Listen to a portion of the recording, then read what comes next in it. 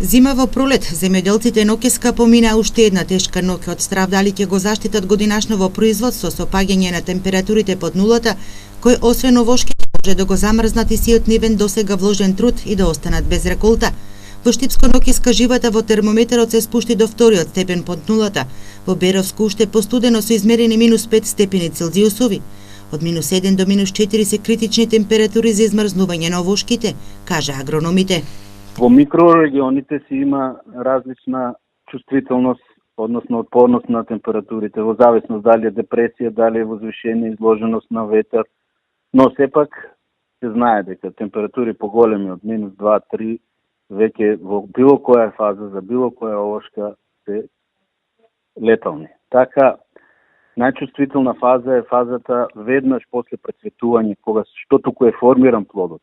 Тогаш дури -1, -1,5 и 2 -2 прават штети. Во сериозните држави, каде што функционира извештајно-прогнозната служба, кога се најавуваат такви температури, си има мерки за заштита, повеќе видови на мерки за заштита и самите земјоделци се спремат. Штети во земјоделството се очекуваат скоро во целата држава, со исклучок на Гевделискиот и Дојранскиот регион.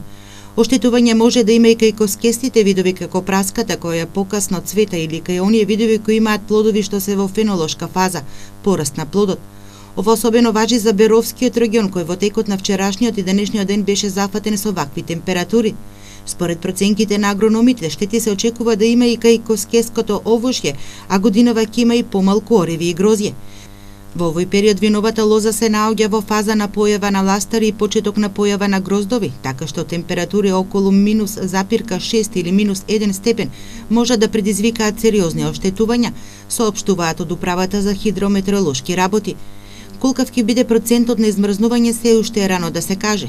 Според експертите треба да поминат повеќе од 24 часа.